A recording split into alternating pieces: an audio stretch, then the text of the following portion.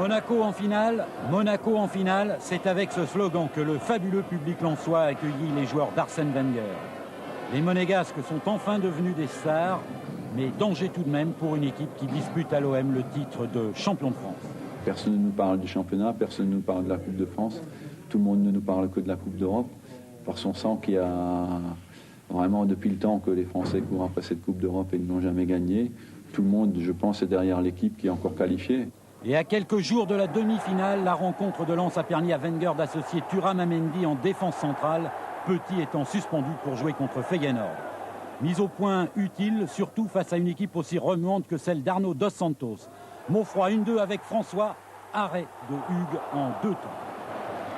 En première période, les Monégasques ont fait un match d'attente, leur souci contenir les Lensois. Objectif réussi, sauf sur cette balle piquée de Roger Bolli. Sur l'action, Mendy se blesse, récupération d'Elmotte. Finalement, Monaco en sera quitte pour une petite frayeur, pas de but. Et aussi une grosse inquiétude, Roger Mendy se relevant en boitille. Sur le plan défensif, tout n'a pas été parfait. La preuve sur ce coup franc de Wallem, reprise de Sikora sur la transversale. Hugues a eu chaud.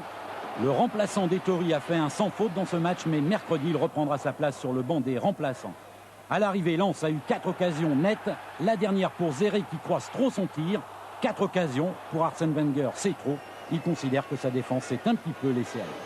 Je pense qu'on va se reprendre au prochain match et qu'on sait que c'est très très important d'être bon défensivement contre Feyenoord, de ne pas prendre de but chez soi. Il y a quelques corrections à apporter dans notre placement défensif, mais sinon, ça va.